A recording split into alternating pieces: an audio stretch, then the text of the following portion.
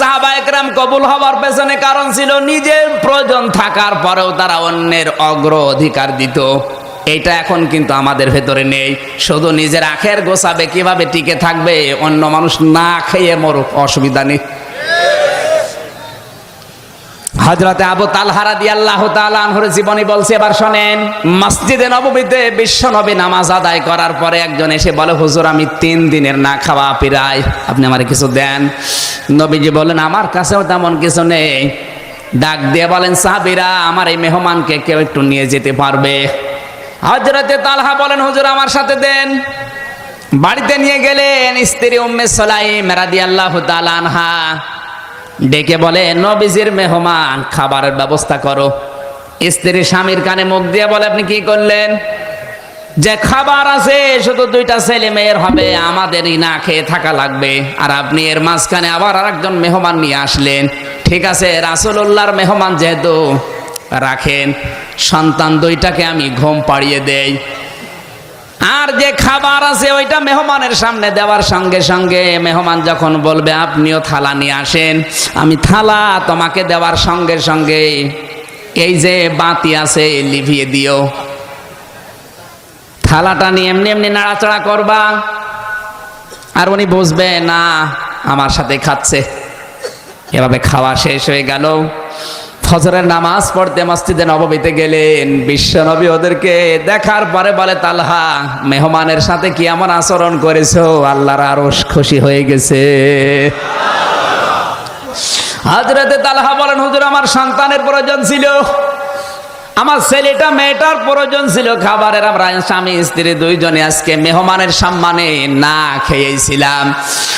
আল্লাহর নবী বলেন, তালহা তোমার এই আচরণে আল্লাহ এত বেশি খুশি হয়ে গেছে, সূরা হাশরের 9 নম্বর আয়াতটা তোমার নামে আল্লাহ নাজিল করে দিয়েছে। ওয়ায়ুসিরুনা আলা আনফুসিহিম ওয়ালাউ কানা বিহিম খাসাসা।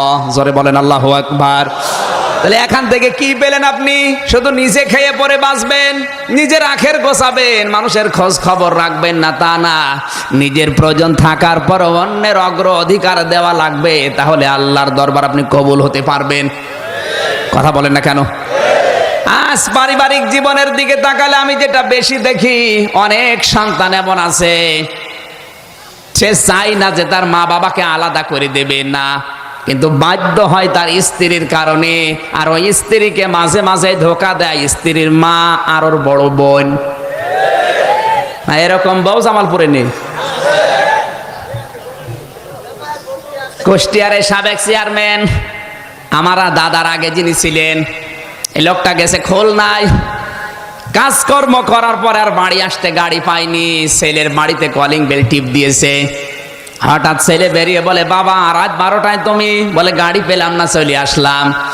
স্ত্রীকে বলে, তাড়াতাড়ি করো, আমার বাবা এসেছে, রান্না করে খাওয়াও। স্ত্রী বলছে, না আমি পারলাম না, কারণ আমি সে সিরিয়ালগুলো দেখতে দেখতে ক্লান্ত। এই যে স্টার জলসা, স্টার প্লাস, জি বাংলা, জি প্লাস, জি গোল্ড, সব সিরিয়াল দেখতে দেখতে আমি ক্লান্ত, আমি পারবো না, তোমার বাবা তুমি রান্না করে খাও। স্বামী চিন্তা করছে, এখন যদি মারধর করি তাহলে ছাতা আবার সকালে চলে যাবে, আবার আমার আব্বাও জেনে ফেলবে। কি করি? আস্তে করে বাবার রুমে গিয়ে বলছে, আব্বা তুমি কি খেয়ে এসেছো? ছেলের বাড়ি কেউ এত রাতে খেয়ে যায়? বলেন। লজ্জার খাতিরে বলছে, অসুবিধা নেই, আমার পেট ভরা আছে, তোরা খেয়ে ঘুমিয়ে পড়। ওদিকে ওর ক্ষুধার যন্ত্রণায় ঘুম আসে না।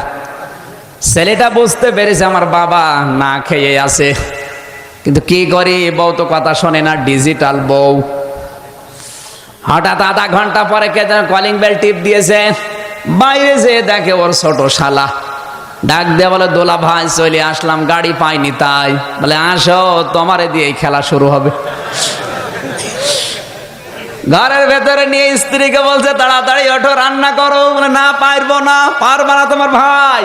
এবার উঠেছে। রান্না বাড়া করার পরে ছেলেটা ডাক দিচ্ছে, আব্বা তাড়াতাড়ি ওঠেন, আপনার বৌমা রান্না করছে, খেয়ে নেন। বাবা কিন্তু জানে যে রান্না কার জন্য। কথা বলে না কেন? ঘরের ভেতর থেকে আওয়াজ দিচ্ছে আমার খাওয়া লাগবে না, তোরা খেয়ে ঘুমিয়ে পড়। সকালবেলা বাবা কিচ্ছু না বলে আস্তে করে ব্যাগটা নিয়ে বের হয়ে চলে যাচ্ছে।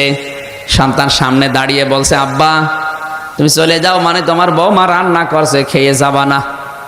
বাবা চোখের পানি ফেলে দিয়ে বলে, সন্তান আমি যেদিন তোর শালা হব ওই দিন খেয়ে যাব। না না, আমি হাঁসের খোরাকি দেইনি। আপনি হাসেন মানে? এটা কি হাঁসের খোরাকি দিলাম? আরে ভাই, শুধু এই চেয়ারম্যান না, এখানে হাজারো মুরব্বী বসে আছে যারা তার পুত্রবধূর কাছে আর ছেলের কাছে এরকমই। এক কথা বলা লাগবে, কারা কারা এরকম হাত তোলেন তো? একজন, তাও তো একজন আছে।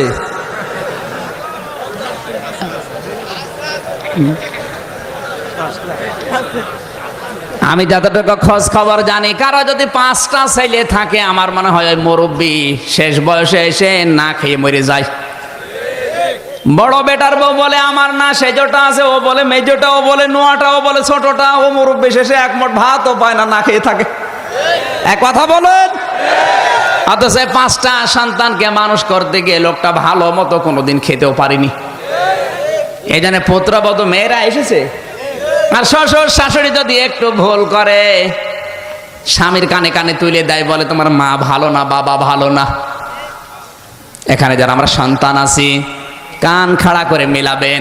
এই পৃথিবীতে কেউ আপনাকে নিঃস্বার্থ ভাবে ভালোবাসা দিতে পারবে না। যারাই ভালোবাসবে বুঝবেন ওর পেছনে স্বার্থ আছে। আমি নিজে পরীক্ষিত, আমার শ্বশুর শাশুড়ি আমাকে ভালোবাসে, কিন্তু যতটুকু ভালোবাসে তার চাইতে খোটা দেয় বেশি। আমার বউ আমাকে ভালোবাসে, কিন্তু যতটুকু ভালোবাসে একটু যদি জিনিস কম হয় আমার 12টা বাজাবে। কিন্তু 2-3 মাস পরে আমার বাড়িতে আমি যাই, মায়ের জন্য যদি কিছু কিনে নিয়ে যায় আগে আমারে গরম দেয়, কেন টাকা খরচ করলি? আর শ্বশুর শাশুড়ির বাড়িতে যদি যায় আগে হাতের দিকে তাকায়।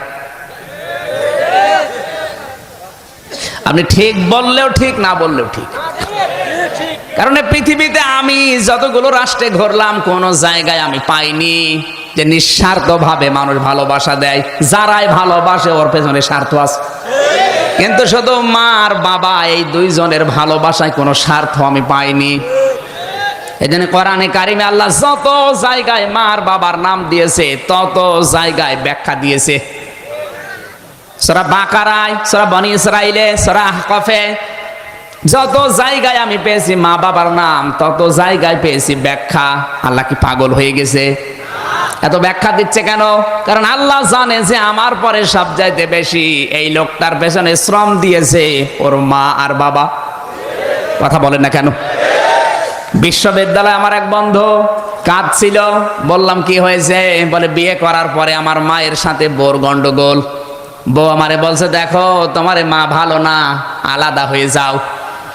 স্ত্রীর চেহারা খুব সুন্দর ছিল, শেষ পর্যন্ত মায়ের সাথে আবার নতুন করে ঝগড়া তৈরি করে আলাদা হয়ে গেলাম। কয়েকদিন পর দেখি মুরগিতে ধান খেয়েছে, এই নিয়ে মারামারি। আমি বাড়িতে আসলাম, বলে তোমার মাও ভালো না, বাবাও ভালো না, আমাকে নিয়ে যদি সংসার করতে চাও এদের থেকে আলাদা হয়ে আমার বাবার বাড়ি চলে যাওয়া লাগবে। শেষ পর্যন্ত ওদেরকে নিয়ে চলে গেলাম বাবার বাড়িতে। মা বাবার সাথে কোনো সম্পর্ক নেই, কথাবার্তাও বলি না। এই মাঝখানে শ্বশুর আর শাশুড়ি মিলে টাকা পয়সা দিয়ে আমারে পাঠিয়ে দিল লন্ডনে। দীর্ঘ 5 বছর আমি লন্ডনে আছি। যত টাকা পয়সা উপায় হয় সব আমার স্ত্রীর নামে অ্যাকাউন্ট করা পাঠিয়ে দেয়। মা বাবার খোঁজও নেয়নি, খবরও নেয়নি। কিন্তু হঠাৎ আমার প্লেগ রোগ দেখা দিল, সোয়াইসি রোগ, যেটা যার কাছে যায় তারই হয়।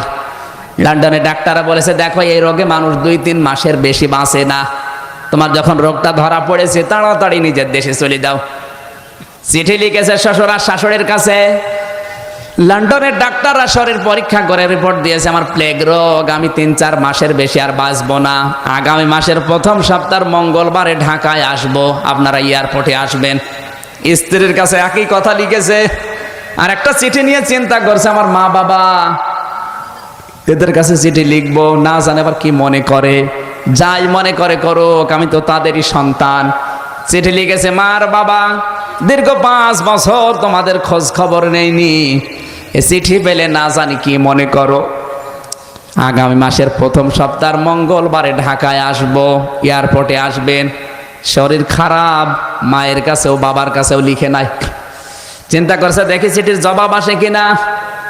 হঠাৎ করে দেখে জবাব দিয়েছে, শ্বশুর আর শাশুড়ি চিঠির জবাব দিয়েছে, জামাই বাবা চলে যখন আসতেছ তোমার শাশুড়ির জন্য লাল লাল চাদর আর আমার জন্য শার্ট আর প্যান্টের পিস নিয়ে এসো।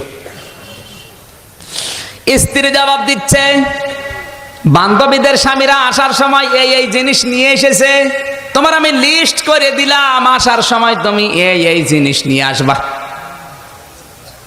চিন্তা করে আল্লাহ, সবাই তো জিনিস চায়, আমার শরীর কেমন আছে একটা বারও জিজ্ঞাসা করে না। আমার মা বাবা তো চিঠির উত্তর দিল না, ওরা যদি চিঠি পাঠাতো তাহলে দেখতাম ওরাও কোনো জিনিস চায় কিনা।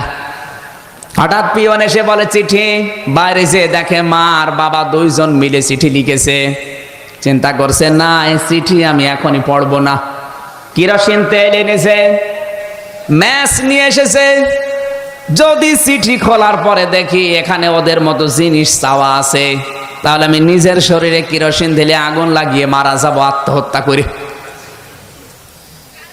লিখেছে প্রথম নাম্বার এই লাইনে লেখা আছে, প্রাণের সন্তান, দীর্ঘ 5 বছর লন্ডনে আছো, কোনোদিন খোঁজও নাওনি, খবরও নাওনি, অথচ 5 বছরে 5 সেকেন্ডও তোমাকে আমরা ভুলে থাকতে পারিনি। দ্বিতীয় লাইনে লিখেছে, প্রাণের সন্তান, আগামী মাসের প্রথম সপ্তাহের মঙ্গলবারে ঢাকায় আসবা। প্লেনে যখন উঠবা সঙ্গে সঙ্গে গরিব দুঃখীকে কিছু পয়সা দান করবা, কারণ কত প্লেন উড়ে যায়, কত প্লেন অ্যাক্সিডেন্ট হয়। তুমি জাদু যেন সহি সালামতে আসতে পারো, এই জন্য বাড়িতে 2টা খাসি ছাগল ছিল, 2টা সাদগা করে দিয়েছি।